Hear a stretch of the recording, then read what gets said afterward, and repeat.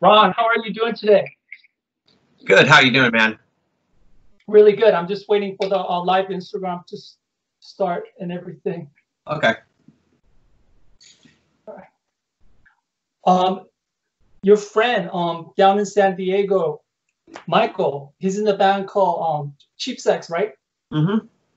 I got to show you something. He posted this on his Facebook about this huge blanket, and I actually ordered it. And I got this blanket today because of him. I'm going to show you this blanket I got.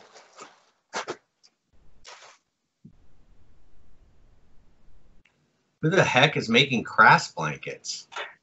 But I'm not going to use it as a blanket. I'm going to hang it in my room. It's like a big giant grass blanket. I'm going to hang it as a banner. That's nuts. Speaking of blanket, okay, I want to show you this. I used to have this shirt of Final Conflict, and I was wondering if you guys going to reprint it or not. It's this shirt right here. Yeah. Actually, we do. We still print it. We still print it because we get a lot of requests for it. So we do. We still make it. I don't know if you can. I don't know if you can see this. It's $98. That's ridiculous. $98. Yeah, we sell them for $15. Oh, so it's not out of print, right? No, it's not out of print. Yeah, I think I've seen that before. Some vintage stores selling that. Like, yeah, that's ridiculous. I used to have it. Mine wore it off because I was wearing it so much in the 80s. Yeah, we still make them. And we have an online store, so like we sell them. Like we print them on like non-sweatshop t-shirts and stuff. That's cool. Yeah. All right. So let's go with Final Conflict. The band started in 1983, right? Correct. Yeah, Jeff started the band. Right. And this album, what year did this album came out? That came out in early, I think either late 86 or early 1987. Like, I think it was actually 87 was by the time it came out. Wow, that's really interesting. It took a long time then for the album to come out. It was finished for almost like a year. It was almost finished for about a year, and then it took a while to come out. Like the record label that put it out, which was Pussmore, which was run by the artist Pusshead, he kind of had a plan, and so it took a while, but it drove us a little nuts. But in the end, he was right to delay it, and it came out at the right time.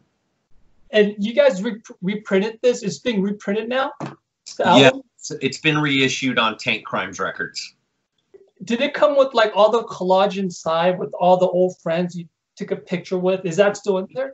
We kept it exactly the way it came out. So it has the same inner sleeve. It has the same everything. The only thing we did was we had the original quarter-inch master reels. So we remastered it. So it actually sounds a lot closer to the way we heard it when it was mixed in the studio.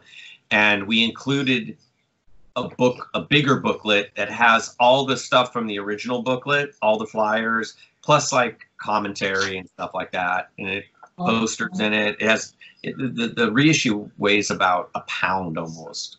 Like it's got so much stuff in it. The original poster with the punk rock and the cross, that's in it too? Yeah, that's in it too. Yeah, we reprinted it.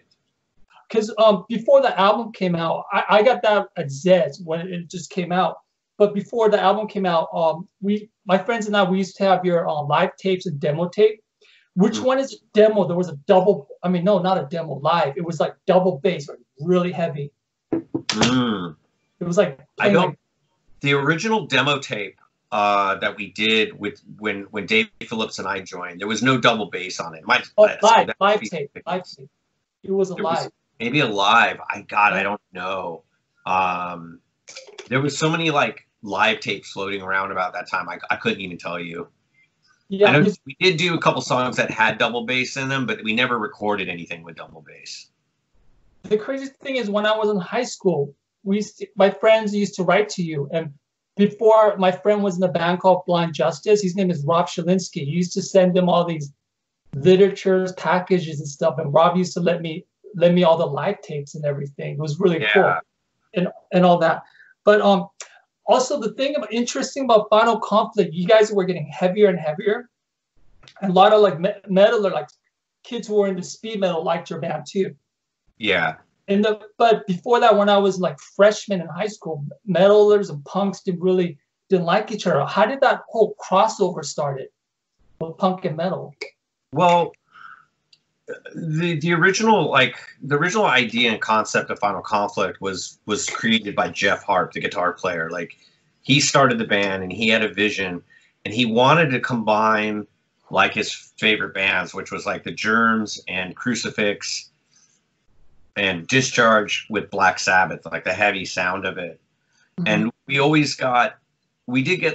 got called a crossover band and stuff like that, but it was never intentional. And if you talk to Jeff, he still to this day gets a little, he understands why we get lumped in with the whole crossover and thrash scene, but he doesn't necessarily care for it. And me, I'm pretty much like, it is what it is. That's what we were. And but we always looked at ourselves even then as just a political punk rock band. We never looked at ourselves as a crossover band or an anarcho punk band or peace punk. That we never looked at ourselves, and made a point actually to point out that we were political punk rock, but we didn't, not everybody in the band were anarchists, not everybody in the band were vegetarians or anything like that. So we always, and it's one of the things I'm really proud of to this day, that Jeff and I always made sure that we didn't say certain things so we could get called out on it later on. Like, we did practice what we preach. We didn't point fingers at certain people. We didn't have lyrics that told people not to eat meat or anything like that, because I don't think there ever was a time when like all 4 members were vegetarian. Like, as far as I know, like, I mean, I still am, and I don't even think the current lineup is vegetarian, with exception of me, but like, we were very adamant about, so do I. We were pretty adamant about we didn't want to misrepresent ourselves. And because we weren't pacifists, we didn't want to be called peace punks. We didn't want to, we wanted to make sure that we were as honest as possible with that. We still got lumped with that, which we were okay with. We just wanted to make sure that people knew that we didn't consider ourselves that, because we didn't want to be, we had friends in peace punk bands. We had friends, like, we didn't want to feel that we were like misrepresenting ourselves, Right. But what was really interesting when I was watching Final Conflict, you guys were playing with all different types of bands, even like bands with the metalheads. Then I think it was like, Broken Bone show was somewhere outdoors in the 80s. It was a big UK style Broken Bone show. All the metalheads came, and you were on stage. You go, this one's for the you either said metalhead or headbanger. I don't remember that. Yeah, probably said headbangers, something like that. Yeah, headbangers. You guys draw like different crowd, like, because you guys didn't have rules of playing certain shows. You were playing with all kinds of bands. Yeah, we didn't. We wanted to play to as many like different types of people as possible, to let them kind of see what we were about, and maybe gateway them into a different way of thinking, of looking at things. And so we always knew that, if we were going to preach to the converted, we weren't going to, what we were saying wasn't going to get any further than people who already agreed with us. So we were willing to take some chances. And back then, we took a lot of flack for it, from certain people, but it didn't matter, because like, the thing is a lot of those people that criticized us, that were purists back then, they're not even around anymore. They've got nothing to do with punk any longer. They're like, they probably talk about it at their office parties, about their wild days when they used to go to punk shows, while they, sip lattes and look at the stock exchange or something. So back 80s punk rock scene, when the crossover was happening with punk and metal, and bands were getting heavier and even had the speed metal sound, but they were all being political and stuff. How did that happen? Since you've been around the scene for a long time, how did all this happen? Whole metal and the punk crossover. I think what had happened was is you had like at the time you had bands like Metallica who were like still considered an underground band, and Exodus and bands like Hyrax who were an Orange County band, and Cryptic Slaughter who were all fans of punk rock, right. And eventually the scenes intermingled because you'd have like punks who still like metal, but they would get turned on to bands like Metallica, Slayer, Venom, and there also was this thing going on, and you'll remember this, is that the punk scene got really violent at that time, and there was a lot of gangs, and I can only speak for myself at that time, like this is an opinion, but there was this cultural shift going on in punk, and where you had like these the straight edge movement started to get really popular in Southern California, and I refer to that, and I always used to look at punk and hardcore as the same thing, but then you had like bands like Youth of Today come around, and that's when I kind of say like that's when the jocks picked up guitars, and they kind of inspired this whole new group of people to get involved in the hardcore movement, and they kind of chose to like separate themselves from the punk scene, and they were like, things got really polarized then. So punk and hardcore became two different things, which I really hated because I loved Minor Threat and bands like from the East Coast hardcore scene like Agnostic Front and Void and Urban Waste. I loved them just as much as I loved Discharge and Crass. But there was that shift, and punks responded in the same way, like kind of negatively, where like, oh, you guys are a bunch of jocks, and meanwhile, we're dealing with this gang violence thing that's happening in our scene. I started going to a lot of thrash metal shows just because I was tired of going. I was tired of going to shows and seeing fights and having to look over my shoulder all the time. Like I can remember one time going to see a show at Fender's, and it wasn't a big show. There was hardly anyone there, and like a bunch of came up to me and they were going to jump me, and the only reason why I didn't get jumped by them was one of the told one of their guys who was that, you remember Tiny, Big Daryl? Yes, Tiny. Daryl, they go, hey, rest in peace. Yeah, they said, hey, we're about to jump this guy, and Daryl saw who it was, and it was me, and he intervened and saved my life because they were going to stab me. Like, and for no reason, they had just decided like they were randomly going to pick on someone at the show, and it happened to be me. Like they just randomly, they didn't know who I was. They didn't know I was in Final Conflict. I had nothing. It wasn't a personal thing. It was like some sort of maybe gang initiation for someone. I have no idea. But Daryl came up to me and he said, you need to get out of here. You need to leave now. I didn't go back to Fender's for about a year after that.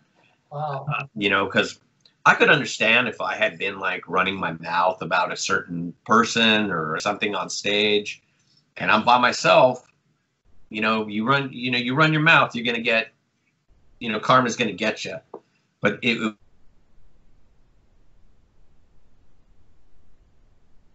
Oh no, you freezed. What happened? Got technical difficulty issues here. Okay, so we're talking about Fender's Ballroom. Yeah. That's different stuff.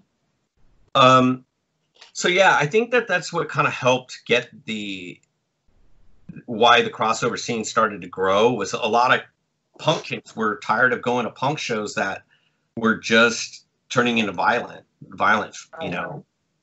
extreme amounts of violence and negativity.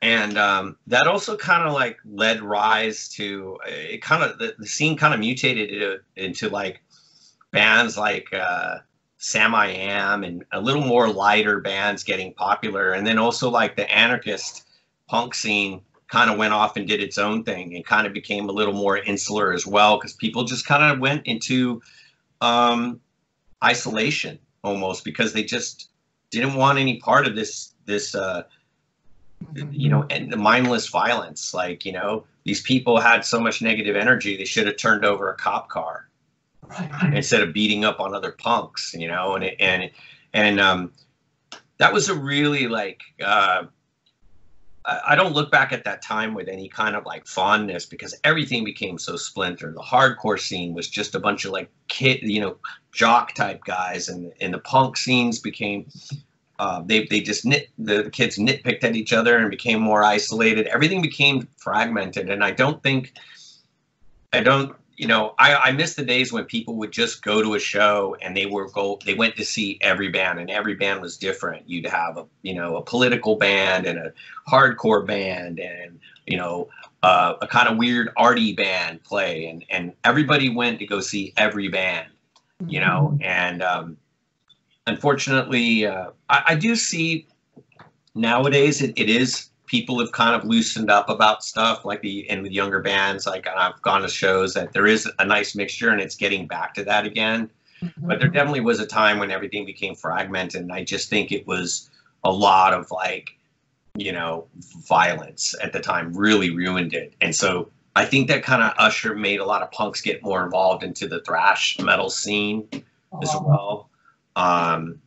You know, I think that what I didn't like about that time, and it's definitely different now, because there's definitely been a resurgence of like thrash metal and stuff, is some of these metal bands that came into the scene in the 80s, they took a lot of the anger and the energy of punk music, but they didn't take any of the ethics. They still acted like rock star assholes and dumb metalheads. And with exception of certain bands, but they still had that mentality. Nowadays, there's a lot of metal bands, even some of the bands that I work with, that have serious, like, punk rock ethics, and they're very political. Like, they might not be political on stage, but off stage they're very political. And like some of the metal bands I deal with, they have, like, I've had discussions with one of my bands once where they were like, hey, this band, we don't ever want to play a show with this band because they're really homophobic and they're really sexist. And this is a death metal band telling me this. Oh, wow. You don't want to back this band, you know. And a lot of the metal bands that I deal with, either they have members that come from the punk scene, or they became punk fans afterwards, but they're very ethically sound.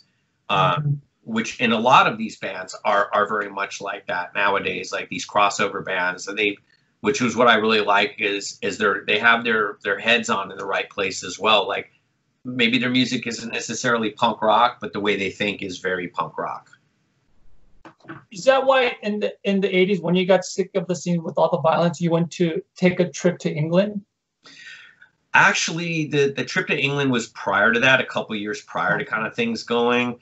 I had so many pen pals at that time, with a lot of people that were just, when I started to be pen pals with them, they weren't in bands. They were just friends of people in bands, and we would tape trade. And then they ended up, like, I was writing to Lee Dorian, who was the singer of Napalm Death, and then ended up being the singer of Cathedral. And he's also in From the Dead. Like, he's still one of my good friends. But we're still friends, but I was writing him before he was even in Napalm. Oh, wow. That's cool. Right. No, go ahead. And the Concrete Sock second album, when you flip over, insert, when you flip over, there's you doing guest vocals. That was just a live show. Yeah, I was at a live show when I went at Birmingham. That was Anti-Sect and Concrete Socks were playing. And it turned out that I was pen pals with the bass player Les from Concrete Socks, and he knew I was going to be at the show, so they had learned a Final Conflict song and surprised me while they were playing, right in the middle of the set. They go, "Hey, we got a friend from America here, and he's in the band Final Conflict, and we're going to play one of their songs, and he's going to sing it." So what that photograph is of me singing, I think it was Self-Righteous Pigs, as Concrete Socks playing it. It was not planned at all. but it was pretty cool. Was that recorded or anything on audio? No, not as far as I know. Just some pictures, Uh, who did you stay with in England when you went there? I stayed with Jim, who was at the time in Napalm Death, and with Lee, who was not in, I don't think, was Lee in Napalm yet? I don't think he was in Napalm yet. Maybe he was. And then Mick Harris from Napalm Death as well. I stayed at his house. Most of the time I spent with a friend of mine, Paul Szymanski, who is still one of my close friends, and I keep in touch with. And he's just a lifelong punk rocker, music fan, and we would trade records and tapes and stuff like that. I'm trying to think who else I stayed with. I think that's the majority. I stayed there for 3.5 weeks. You were there when that whole crust scene was really big in England, right? Yeah. Oh, another person I stayed with was Shane Dabinet, who was the guy behind. He ran Manic Records. Oh yeah. So I stayed at the squat that they all lived in, and it was like the guys from Chaos UK lived there, and so I stayed with them. But yeah, that was like when the second wave of UK punk hardcore was really getting big, like, and bands like Ripcord, The Stupids, Chaos UK were having like a lot of people were paying attention to them at the time. Sacrilege, Napalm Death, all that stuff. And I got to see some pretty cool shows when I was there. What was the scene there like back then? Definitely, like, one of the things is people were a little older. That's always what I've noticed about the UK and Europe. The scene, people are a little, it's not as youth oriented, because it's definitely more of a lifestyle for people, overseas than it is here. Here, it's the majority of people who get involved in punk, they kind of do it for a while and then they, quote, grow up. They don't end up being lifers. But in the UK, I mean, I was just in the UK a year and a half ago, 2 years ago, to played the Lower Class Brats. We played Rebellion Fest, and there was people in their 50s and 60s there with mohawks and completely decked out, like total lifers. It's like lifestyle there, being a punk. Oh yeah, it is. It is a lifer thing for them, That's so I felt like, oh, okay, I don't feel so out of place. Why is it like in America, a lot of times like kids get into it and completely get out? Is it because of like pressure of career and jobs? Or I think that is one of the reasons. I think that like I said, our country's DNA is just so much different than anywhere else, and it is so much more a struggle, and there's so much more emphasis on that your career is who you are, and that you need to have a good career, or what society deems as a good career, and artistry and is secondary. That's what you do. Artistry is your hobby, but you have a career. You're a doctor, you're an accountant, you're this. And in other countries, they don't, they push the arts, and it is looked upon as a valid thing. So there isn't as much pressure to get a real job. You know what I mean? Like, people in other countries, people work doing what they love, whether it's a painter or like whatever. Here, it's not like that, unfortunately. It's like, very few people. I consider myself very lucky that I'm able to squeeze out a little bit of a living as a working musician and working with other artists. I would definitely make a lot of money if I worked with more mainstream music, or popular music, but that's not what I want to do. I want to work with what I like, and what I work with bands that I like their music, or I like what's behind the music. And I'm very lucky, but there is no days off. There's no, vacation pay, but yeah, it's just the way our society here is in the United States. It's just so much different, and they don't don't push an appreciation for arts and creativity like that. I see it changing more and more, you know, which is good. But that mentality has always been in Europe, you know. There's a question from Teleo on Instagram. When comparing the scene between England and California, what are your views when reflecting now? Well, at that time, I guess at that time, I mean, I was getting to hang out and see some of my favorite bands. But back then, comparing then in Southern California, I mean, there is no bigger music scene than Southern California, and you know this. I mean, you and I have been going to shows the same amount of time, and like those shows at the Olympic Auditorium and stuff like that, and how big they were, or going to see GBH at the Santa Monica Civic. I mean, David Bowie played Santa Monica Civic in 1973. You know, like that's where he played. We have the big, even to this day, we have the biggest music scene. You know, like in biggest punk scene.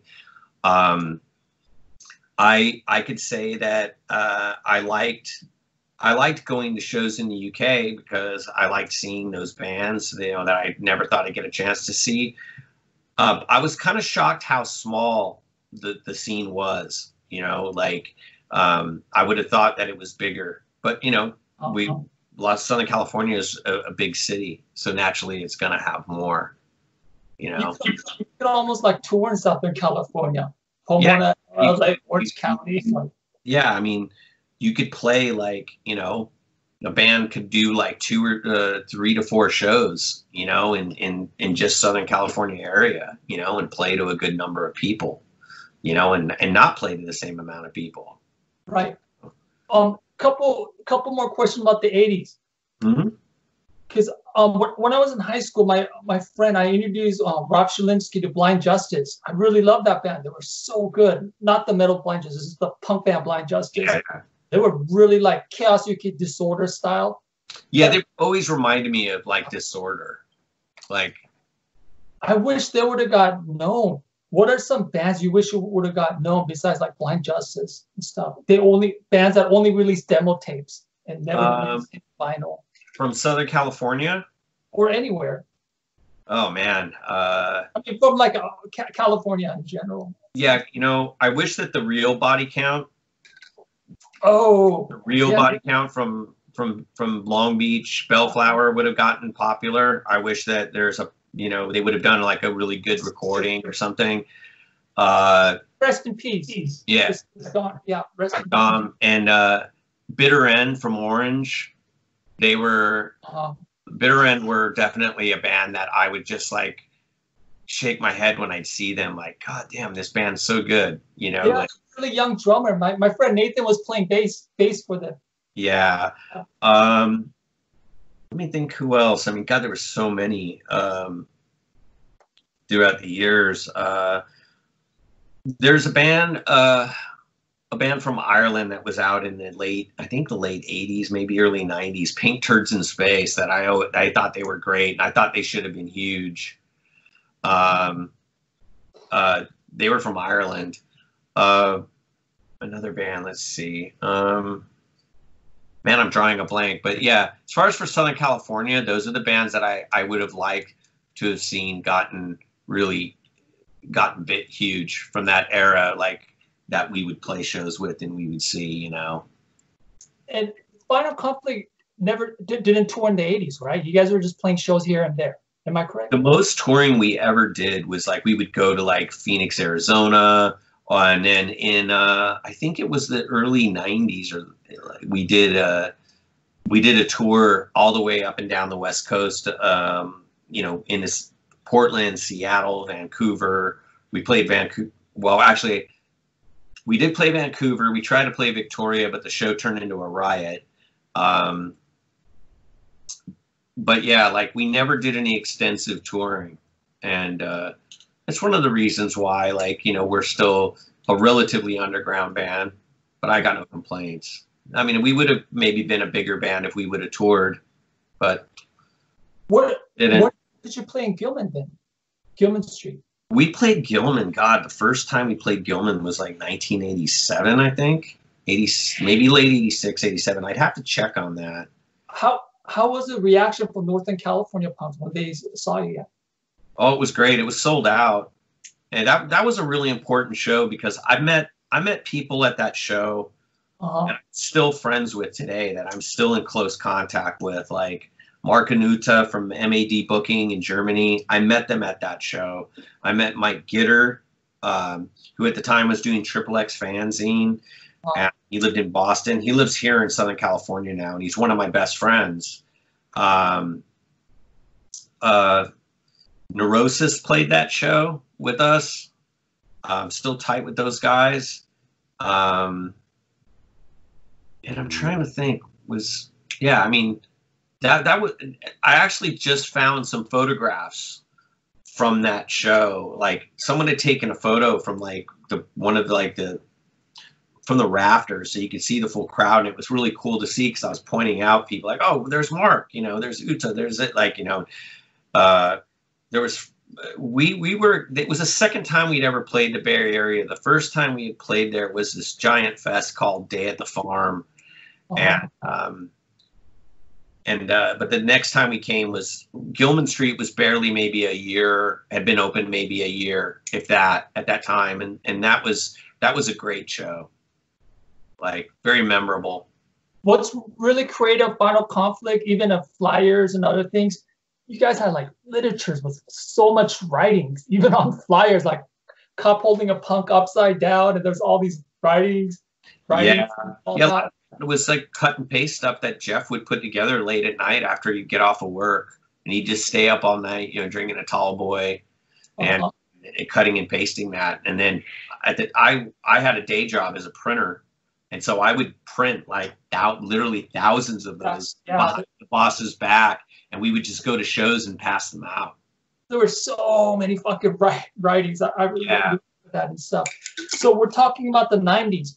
The punk scene changed a little. Then there was a second wave of AGC. Then we changed the name to Alternative Gathering or Campaign. So we could do other things. My roommate Frank at that time was doing that. How did you like that scene back then?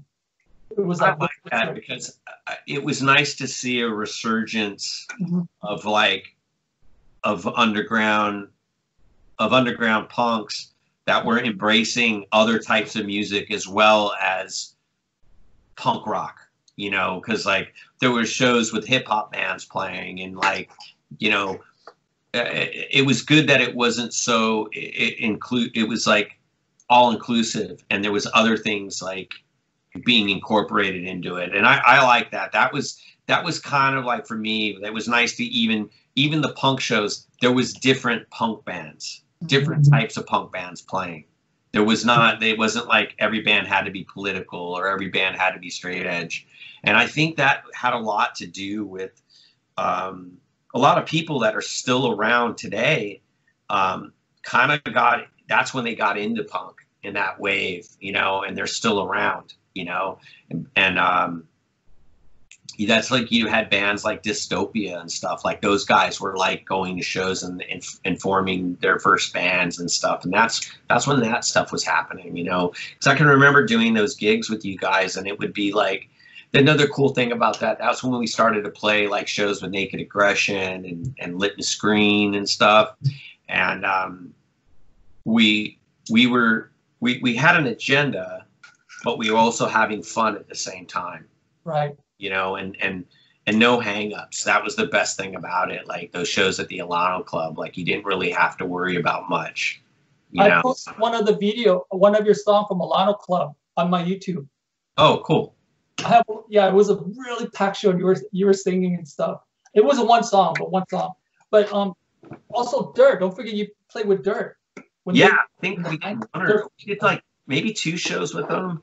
That was really, that was a surreal thing to do that, because growing up and hearing Dirt, and like, and bands like Crass, and thinking like, I'm never going to get to see this band ever. Like they're never going to come here. I'm never going to get to see them. And then you get to play with them, like one of the first tours I ever booked was the Stratford Mercenaries tour for Steve, when Steve Ignorant and Gary Dirt were in that band. And that's just a real surreal thing for me. Like, I grew up listening to Crass and growing up on that. And then here I am in a Denny's in God, where were we? Fresno, I think. Fresno, California, eating breakfast at a Denny's, and Steve Ignorant sitting right across from me at the table. It was very surreal. It's one of the really awesome things about being involved in the punk scene, is like actually being able to have a connection with people who inspired me to that what I'm doing. You know, like, you actually can. The people are somewhat attainable. And this is pre-internet. Now, you know, musicians are a lot more attainable to people, you know. Did you put out the Steve Ignorant show recently? Was that you? No. Oh, okay, just one thing. And what did you thought about in the 90s, playing again with Another Destructive System? You guys played with them in the 80s, then you guys played again.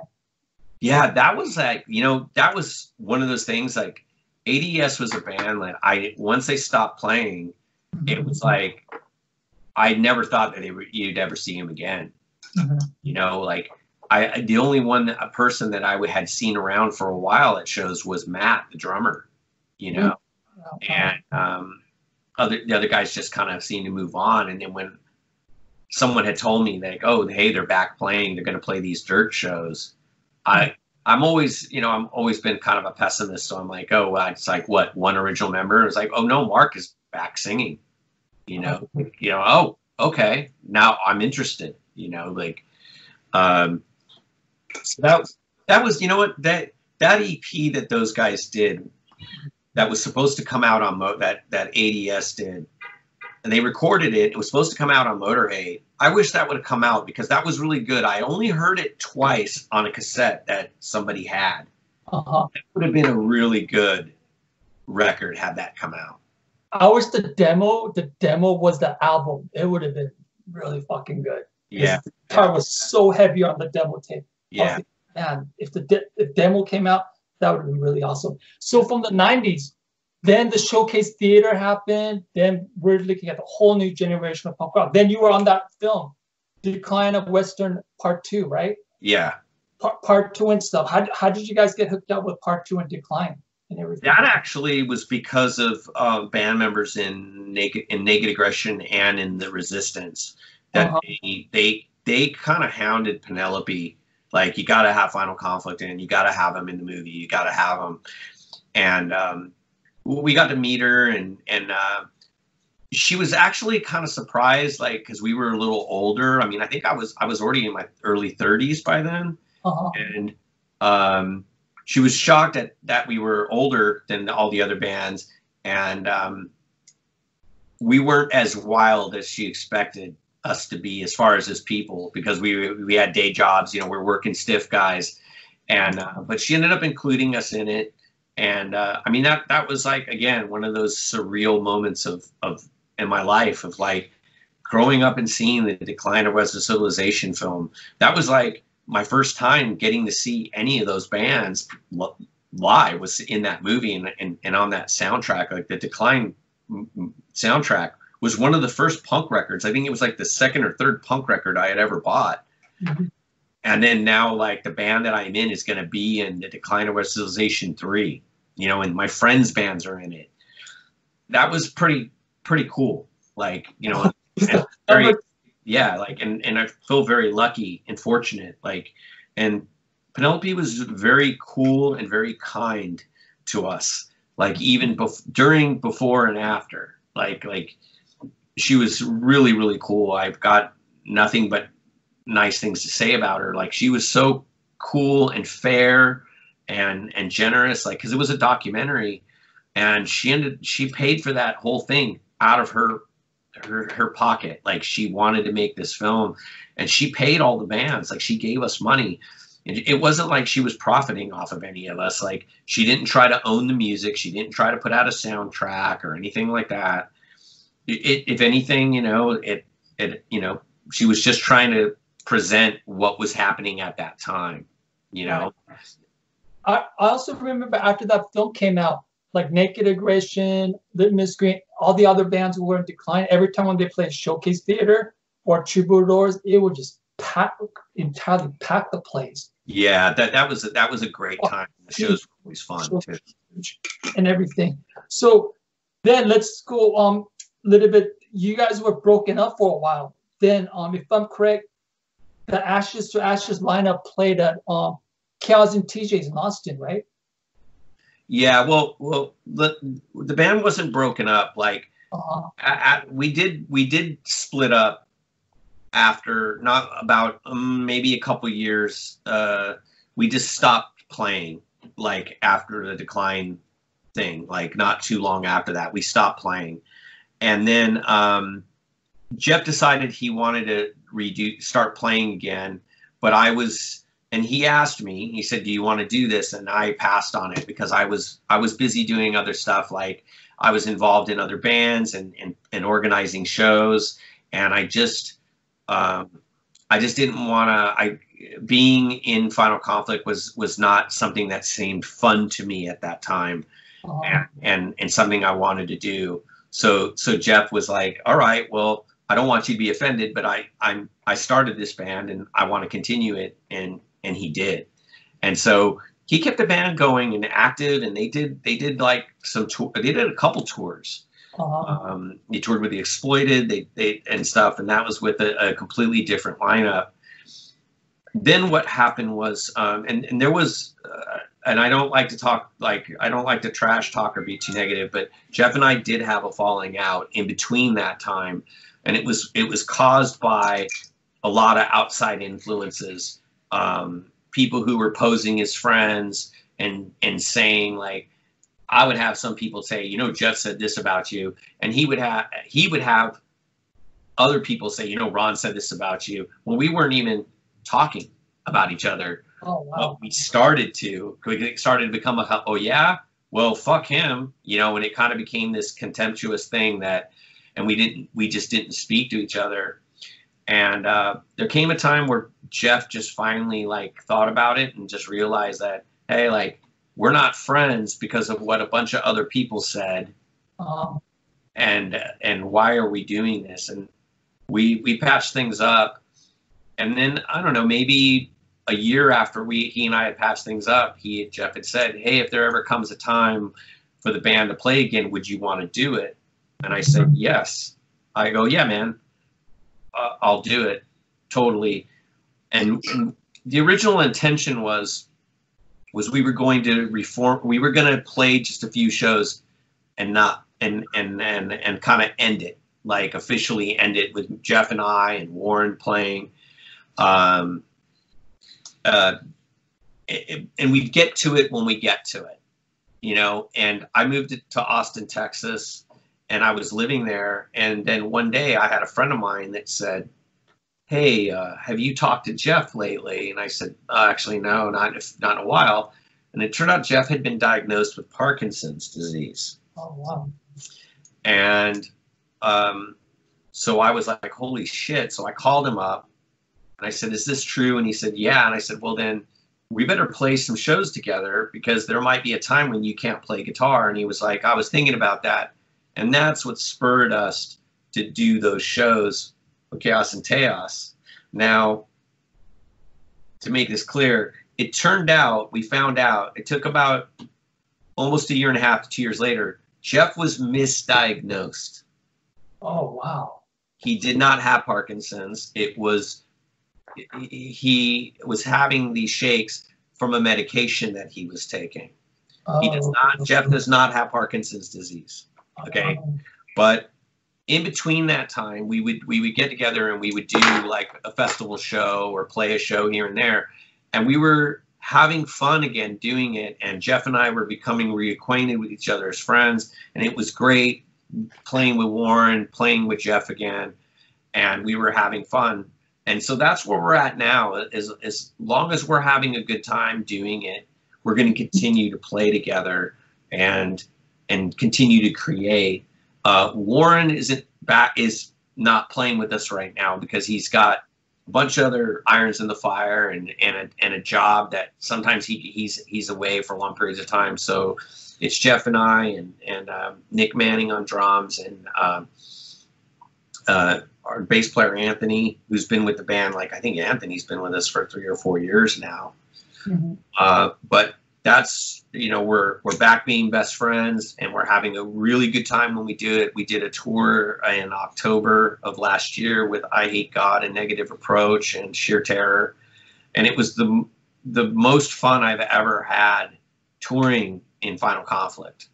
Like, yeah, it was great. We had a really good time, and the shows were awesome. Some of the shows were big and crowded, some of them weren't, but we had a good time like every night, you know. So Jeff didn't want to kill me every, you know, like the tour, we were still good friends, and we made it work out. So that's where we're at now, and that's always kind of been like first and foremost, like we got to make sure that we're having fun and that we stay friends. And if it gets to a point where we're not really getting along, or one of us, we decide we're not having fun, it's definitely going to be done, you know, like for good. Right now we're working on new material. The guys had done like 2 rehearsals where they were writing stuff, and then COVID-19 hit. So we're at a standstill right now. But I know that Jeff, the last time I spoke with him through text, he's at home just cranking away writing riffs. So once we're able to stop social distancing and actually get together and rehearse, we'll probably have, I know we're going to have more than an album's worth of material. I just don't know if we're going to put out an album. We collectively have decided that we're going to write a bunch of stuff, we're going to record a bunch of stuff, and we'll put out what the best is. So we might record an album and a half's worth of material and only put out an EP because we feel that's the best of it, like of everything we've done. We're not gonna half-ass it, and we're definitely want to keep it on par with the original idea of the band and the Ashes to Ashes like version, you know. So that's where we're at. Also, you play with one of your favorite band, 1984 Crucifix. How did you like that show? Oh, that was awesome. Did you see the Crucifix in the 80s? Yeah, I actually saw them in Torrance at this place called the Barn with T.S. Sewell, and that was when they were sporting like the charged look and everything, but they weren't political yet. Oh, you saw them before the album came out. Yeah, this was about 1.5 years prior to Dehumanization, maybe more than that. They weren't calling themselves peace punks or anything then. But they were just as heavy and left an impression on me because just the visual image of them. There was no bands that looked like that at the time. You know, they looked like GBH, and there was no American bands really doing that look yet. So you haven't seen Cythera since that time from the 80s, then? Oh, no. I actually we did a show. I actually ran into Cythera because I was playing bass in a band called 46 Short, and we played a show in the Bay Area, and Proud Flesh played. They were the headliners. 46 Short, I remember, with Andy from Green Records. Yeah. And I got to act when I actually got to meet Cythera and talk to him for a while. Him and Jimmy, because at the time the Proud Flesh lineup was Jimmy Crucifix and Cythera. And so, yeah, but getting to play with 1984 was pretty monumental. You know, like that was a dream come true. I don't remember. I was at the show too. Did you see any of like the old faces from the 80s or anything from that show? Quite a few actually, and even like old friends that came out. Like Todd from Distraught flew out and came to the show. Todd was there? Yeah, Toddy was there. Yeah. Oh, wow. By the way, Distraught are the best looking band that Final Conflict has ever toured with. I gotta say that. You guys played when Todd was in Final Warning too. Final Conflict played with him. Yeah, that's right. On the Dirt tour, we played with Final Warning. Yeah. Then recently, I saw 2 years ago, I think, or a year ago. I forgot what year it was, but you played a Manic Relapse. Yeah. So all these, how did you like that? I really like Manic Relapse because I got to see a lot of bands that I had been wanting to see. Mm-hmm. And I got to see them. The only bum out on that show was while I started to get a migraine about an hour before we played. And so when we played our set, I was dying in my head. And because I started to see like double and triple because the migraine had gotten that bad while we were performing. And as soon as we got done with our set, I went and sat down in a chair, and I was just like, felt like I was going to die. And I felt so bad because this guy came up to talk to me. It was very enthusiastic and just thanking us for playing and just saying, you guys are great. And I just looked at him and I said, thank you so much, but I've got to go. And I left and I ran out the back door of the Metro. And as soon as I got out in the back alleyway doors, I projectile vomited. Oh my God. And there was a couple people that were in the alley, and they thought like I'm just some guy that had partied too hard, you know, and I'm just vomiting, and they're like, woo, yeah. You know, it's like, it's really funny now, but I remember I was dying. I went and like laid down behind the merch table. Like, so I didn't get to enjoy the show as much as I wanted. I did get to watch some of Anti-Sex set, and they were great. But hopefully we played well enough for the people there that they enjoyed it. But I was dying. I couldn't tell you were sick on stage. I thought I couldn't. Oh no, like the last 4 songs, like I was ready before remember looking at the set list and seeing we had 4 more songs left, and I was about to tell Jeff, like, Jeff, we need to stop playing. I'm gonna die. I'm seeing like double, triple. And then I thought about it, and I was like, you know what? If Jeff told me that he needed to stop playing, I'd tell him like, you know, come on, man, like put on your big boy pants and like just get through this set. Shut up, don't be a baby, you know. So I just went, no, I'm not gonna do that. I'm gonna get through this set, and I did. But I was dying. Like again, like I was seeing double and triple because a migraine had gotten so bad.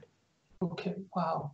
But, you know, that's what happens when you're like a 50-year-old adult playing punk rock, man. What you thought about the scene now? I like it. I mean, there's a lot of great bands. Mm-hmm. I like that again, like there is definitely like a mixture of bands at shows again. And there's not so much, at least I should say in the shows that I tend to go to, there's not so much dogma, and there's not so much like preoccupation with cliquish attitudes and you know people are into what they're into. Because like personally to me, like I know what punk rock is in my book, like what it is to me, but I kind of make sure that that's what I think it is. I don't expect, you know, other people's, like somebody else's version of what punk rock is to them is bands like Pennywise and Blink-182. Mm-hmm. Okay, man, you go on, fine. That's not my punk rock, you know, but I'm not going to go and like be an elitist and not want to associate with somebody that's into that kind of stuff, even though I'm not a fan. And, you know, I like seeing that there's definitely a lot more like women in bands now, a lot more all-female bands, because goddamn, and you know this, it's such a sausage fest, you know, it's such a male-dominated thing, and it's good to see more bands with women out there. And usually it was only in the activist type bands, or usually only in the anarcho type bands would have women in them. And now, no, there's you know, hardcore punk bands or street punk bands that have, you know, female members or all female lineups, and I'm stoked about that. Like that we're seeing more of that, and there definitely needs to be more. You know, I just had a flashback since you mentioned this. I remember you used to play show a lot with Bulimia Banquet. Yeah. They were good friends of ours, and they were a great band. You know. What year was that? Oh God, like I think the first time we ever played with Bulimia Banquet was at Fender's with Half Off and Instead, and that had to have been about like maybe 1987, 88. And actually, Jula Bell, the singer of Believe Me Banquet, she came to see Final Conflict over a year ago when we played with the Subhumans in Ventura. She lived nearby, and she came out to the show. It was the first time that I'd seen her in, like, Christ, I don't know, like 12 years. She looked exactly the same. She has not aged at all. What was she doing now? She's still doing musician stuff, and she runs. She has like a dog care, like dog walking service, and I think she like takes care of people's dogs when they're out on vacation and stuff like that. Cool, Ron. A couple of days, well, I think yesterday, I posted on Facebook that I was going to interview you.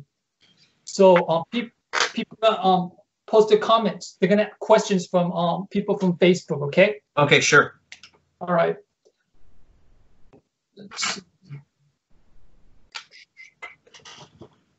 From Michael Rodenstein, ask him about Crocs at shows. CROCS, Crocs. What does he mean by that? That's Mike Virus, and yeah, he and I always make jokes about people wearing Crocs. Crocs do not belong at a rock show. Period. No Crocs, no sandals. Shoes, canvas shoes, whatever. Just wear some shoes. Martin Paris wants to know what is his meaning of being Chicano? What is the meaning of being Chicano? Huh. Well, I don't want to present myself as some sort of like Latino activist. I mean, I'm a working class, Mexican kid from Southern California, and I'm fortunate that like where I grew up was racially mixed. Was 50-50, and I never really thought about race. Never became. I can only think of a few incidences where I was actually my race came into play of something, or like a victim of racism or something. Like, again, really lucky, because where I grew up, everybody was felt that they were in the same boat. They weren't concerned about the color of someone's skin. They were concerned if they were going to like mow their lawn and take care of their house, So as far as like being like, I do feel a responsibility as far as being, a Latino involved in the punk scene, that I feel a responsibility to make a point and stand up against certain things, especially, most of all racism. But that's just for me. I don't feel like again, like my opinions are my own, and I can't, I'm not going to pass judgment on how someone else runs their band or runs their life, if they're not harming anybody else. But yeah, it's something that like I am aware of, and I'm mindful about certain things. I'm mindful like to the point where I've made a point not to play with certain bands because of like ignorant racial comments maybe they've made, or their fans might endorse, and I just don't want to be around that, Cool. This is from Ed Clayla. It says, ask about banners. Ask about banners. Maybe Final Conflict banners or old banners. Yeah, I mean, the banners that we had for years were handmade by Jeff, and his wife would help make them, and we still have all of them. Like, we still have all the original ones. It's only until recently that we actually caved in and bought and had a quote professional banner like made that's a lot lighter, and we could take it, and it works for small clubs and big clubs that we play. I like having banners. I like seeing bands with banners. Like when you see all those pictures of Crass and like Conflict, and there's like a billion different banners like behind them. I love that, and I think it looks awesome, and it's a way to make a statement. Do you remember Rini and Stacy from Anti-Establishment fanzine? Yeah, I totally remember her. I actually bought her book that she put out a few years ago. Cool. But this is from Rini. She goes by Irene on Facebook. She said, "Tell Ron I said hello and ask him about Chain Reaction in Anaheim. I heard he managed the place. Is he still involved? Are you still doing shows at Chain Reaction?" Oh, no. I worked there for I don't think I've worked there for over 10 years, but yeah, I was one of the guys that brought punk rock into there and brought a lot of shows in there, like Rotten and Axiom and Wolf Brigade there, like Naked Aggression. But I stopped working there over 10 years ago. I had a ethical disagreement with the policies of the owners.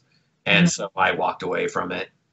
And now there's new owners there. And I like those guys a lot that work there and own it. But yeah, like when I left, it was the original owner. Hey, by the way, that show with Rotten was amazing. That was a really cool show. Yeah. Chain Reaction. Both shows that we did with them were great. You know, they did the Primate Freedom Tour and the one before that. Yeah, I mean, I got to see Rotten about we did a short tour with them on the East Coast when we toured with Rotten and Distraught in the 90s, and they never played a bad show. Rotten were great. Oh, this is just a comment, but this is interesting because I didn't know about this. From Armando. Ron is really cool guy, man. I remember him playing in Lower Class Brats. So you played in Lower Class Brats? I still do play in Lower Class Brats. I'm the bass player. Wait, where's Lower Class Brats from then? I joined the band when I was living in Austin, Texas. But everybody in Lower Class Brats lives in California now. Oh, okay. And Nick, who plays drums in Final Conflict, plays in Lower Class Brats with me as well. Oh, okay. So okay. Yeah, it's amusing because a lot of Final Conflict fans don't really know much about Lower Class Brats, and it's not really their kind of thing. But a lot of Lower Class Brats fans didn't know about Final Conflict, but now they come to see Final Conflict play because they like both. They were like, oh, the bass player has this other band he does. So we've actually gained a pretty good following just from Lower Class Brats fans. Oh, that's cool. Yeah, I saw them a long time ago at Showcase. But it was without you before you were in it and stuff. Yeah. This is from Steve Borkowski. For Ron, what was it like touring with Distraught, and how good looking were they? What did they do that you want to? I'm guessing it's Distraught member, right? Yeah. Good looking. That's Steve. Okay. They definitely, again, Distraught are definitely the best looking band that I've ever toured with in my life. That's it. They're the most handsome, the smartest, the best dressed.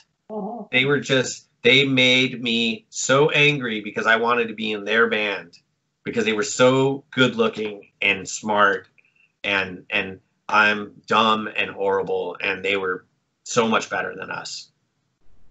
Okay. Oh, this one's interesting. We didn't mention about this because you talked about it. From Steven Miramontes. Saw them with Body Count drummer. Awesome. Yes, we forgot to mention that. Yeah. Not the Ice-T Body Count, the punk band Body Count. Used to play drum for Final Conflict. Yes. Yeah. Like Rick was in the band for maybe a little less than a year. That's one of the things about being in Final Conflict. We've been fortunate to have some great drummers in the lineup, and Rick was definitely in the top 3. And we've had really good drummers, but Rick used to play with his sticks, with the heavy thick end on the other way around. He played with his sticks the other way, and that's a big regret that we were never able to record with him. He helped write some material as well. Like there's a song on the American Scream EP that he wrote the lyrics for. Yeah, Rick was a great drummer. Yeah, and later on, Rick played for Glisten Max for a little bit. Yeah. Actually, this was my favorite. Oh, thanks, man. Yeah, really Rick wrote the lyrics to one of the songs on that, and Rick also was in Beat to Death too, which is with John and Rick from Glisten Max did Beat to Death, which is more of like a political industrial band. I mean, I don't have vinyls anymore, but I used to have this another one, but it was cool because this one was with the news clips, right? You put Yeah. like news clips between, and there was a song against gang violence and everything. It was really Yeah. really cool. Yeah, and this one is from Sharif Dumani. Ask him about his history with his departure from Final Conflict to Shocking Truth. Oh. I joined the band Shocking Truth not long after I quit Final Conflict in like 1989. And I wasn't really interested in joining a band. Like when I quit Final Conflict that time, I was pretty disillusioned with, there was a lot of drugs going on and I wanted no part of it. And so I left. And I decided that if I was going to do a band, if I was going to join a band or start a band, it was going to be something completely different than Final Conflict. I didn't want to try and like do Final Conflict Part 2. And I met these guys. I was record shopping at Zed, and this guy came up to me and he said, "Hey, I've got this band. We don't have a name yet, but we've got like a bunch of songs and we're looking for a singer. Would you be interested in coming and see us play?" Mm-hmm. So I said, "Okay, yeah." I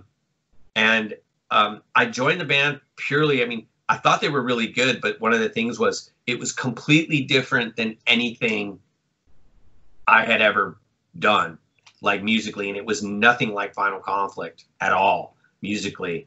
It was punk, but it was definitely sounded a lot more like RKL, you know, and like RKL and like early NoFX. And so I did these like socially conscious lyrics with music that isn't normally affiliated with that. And I had a lot of fun playing with those guys. And we did a 7-inch. But we were very much like the odd man out when we would play. And I can remember a couple, like our first few shows, like people coming to see us and thinking that like my new band was going to be Final Conflict Part 2. And you could just see it on their faces the minute we played, like they were just bummed. You know, like, what the fuck is this? I mean, again, it was punk rock, but it was completely different. And I was just like, I remember one guy like that I'd seen like standing right in front of us at the Andy Club and looking at us play. And like about 2 songs in, he just kind of like shook his head and walked away. And when we got done playing, I went up to him and I go, "Hey man, sorry, you know, like, sorry, it's not Discharge, you know, like I wanted to do something different because, you know, I like all kinds of punk, like music, you know, so, but yeah, I had a good time. And I actually just saw our drummer, Wes, and guitar player, Randy. I went to go see that band, The Wraith. And it was one of the last shows I went to before we got put into social, you know, distancing. And I ran into them at a show. So like those guys are still playing. Like the bass player, Mark, was an incredible bassist. He was in Hollywood Hate for years and a bunch of different bands. Really cool guys, and they're all still around. They still go to shows. I still see them at shows around here. Cool. This one's from my old friend, Daniel Kaufman from Mind Rot. Ask him if he still has the leopard print thong I bought him. That's a joke. I know that's a joke.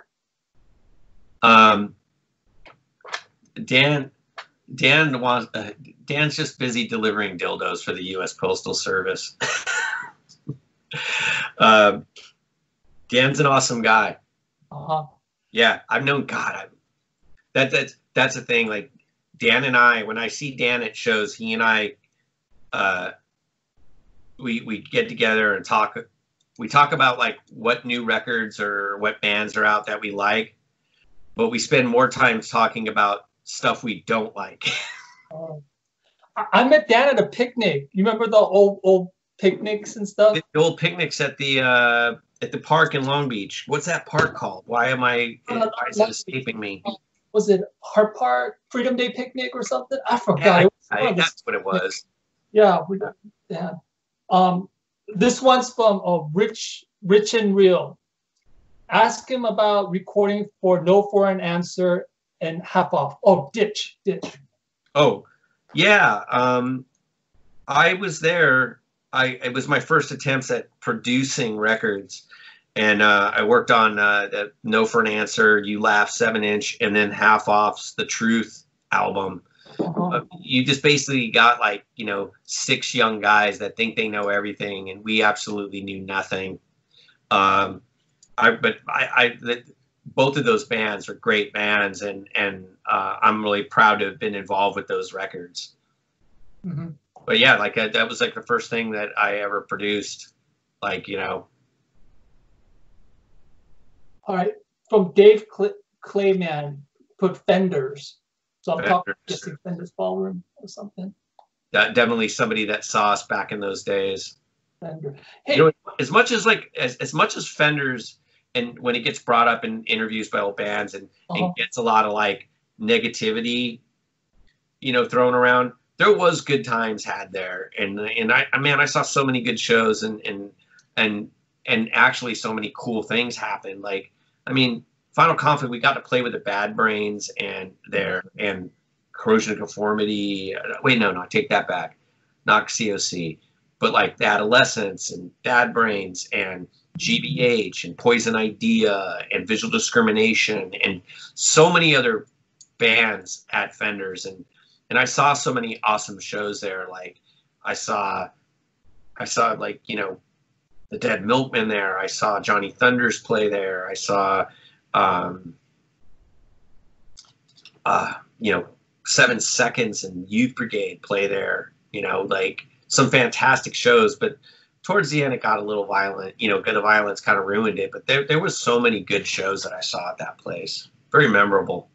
Ron, but I forgot to tell you, like, you know, Fender's Ballroom, towards the end, it got really, really violent.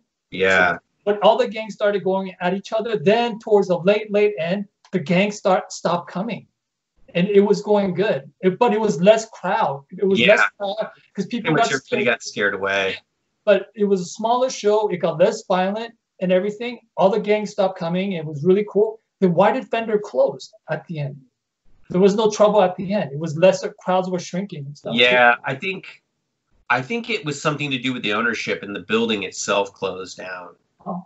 You know, like, or some safety code thing, because then it was just done, and the promoters started using other venues, you know.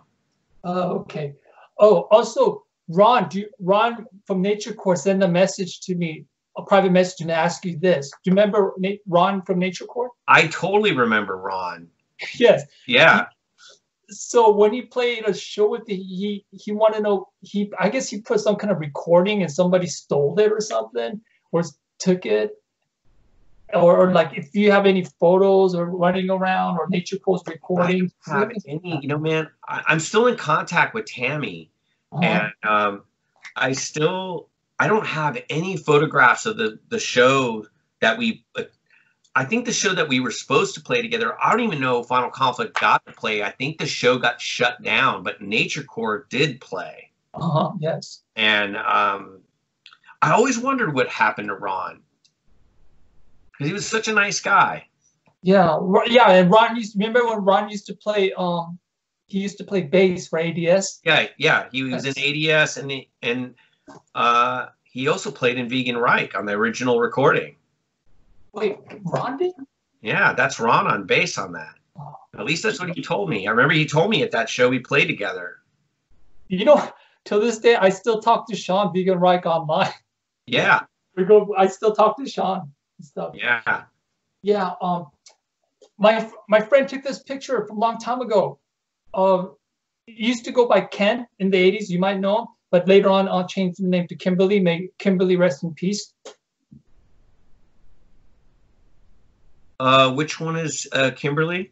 No, Kimberly's not in it. Kimberly took the photo. Oh, okay. I have to go down to Orange County when everything calms down because Kimberly passed away. Kimberly has boxes of photos, and there's so many pictures from the 80s and stuff. I'm gonna go through it and take photos of it. I'm not gonna take it because I told the partner, I was like, hey, you know, I wanted to take it, and partner said, okay, it's cool. And stuff. Okay, you just want to document it and scan them and stuff, yeah. Kimberly had all the photos, so many photos of local bands and everything, even all the Fender shows, Olympic Auditorium shows, and like everything. Did she own that clothing store?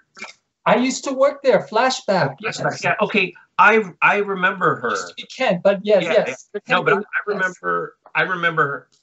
Yes, may she rest in peace. Yeah, Yes. yeah. She gave me really sweet. Yeah, we, I totally remember her.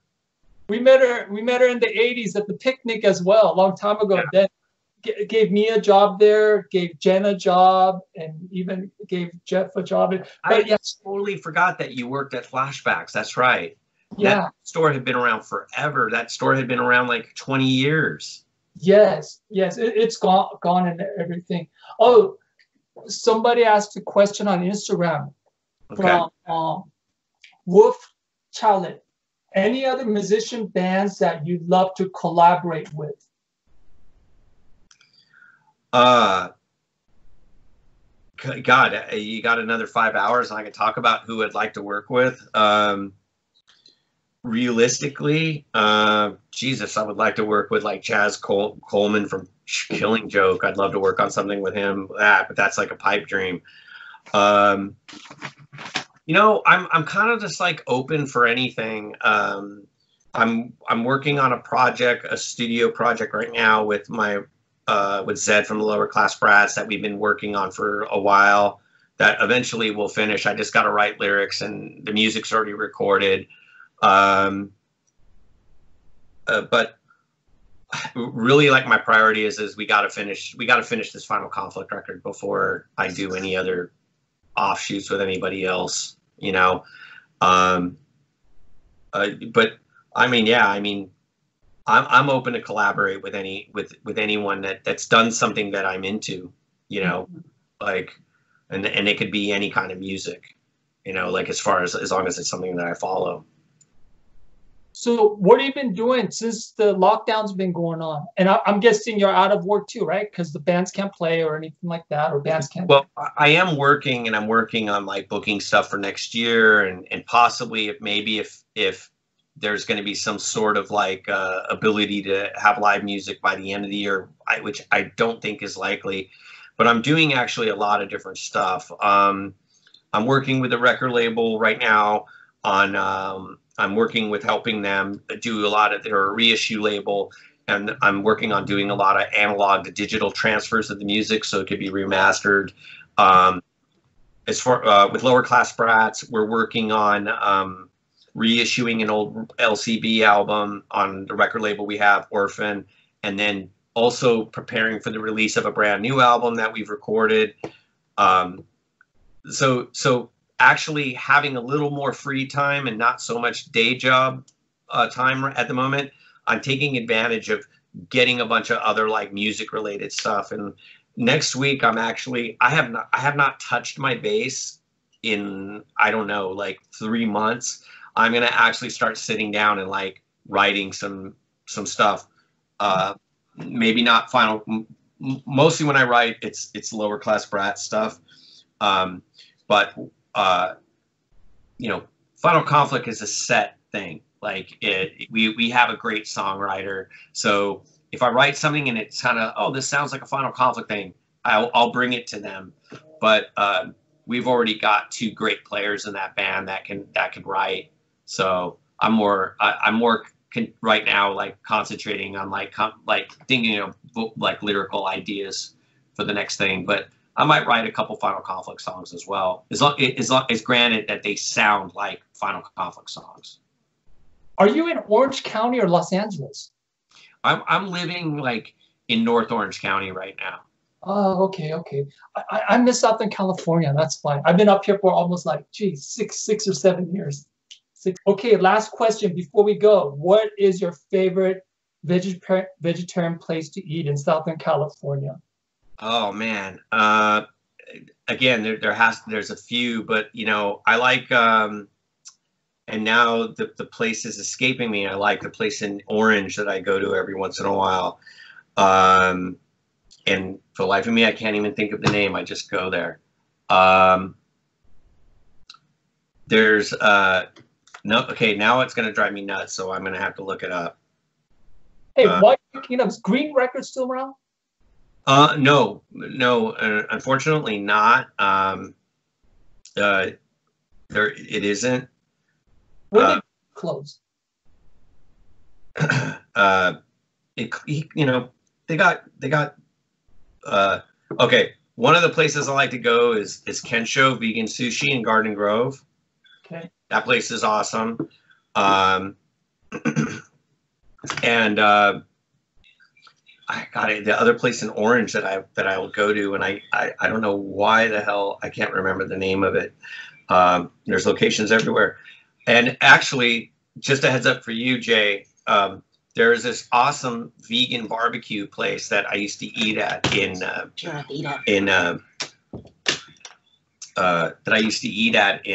Austin, and they're going to be opening in LA, called Barbecue Revolution. It's all vegan barbecue. And another, another thing popped into my head. One of my favorite places in LA to eat is Pura Vida in kind of like LA, Santa Monica area, on North Hollywood. I'm sorry. Pura Vida, my friend owns a vegan Italian place, and it's awesome. All right, I'll check that out when everything is over. Pura Vida. And it's actually a restaurant on one side, and they're going to be expanding to have a vegan pizzeria right next door.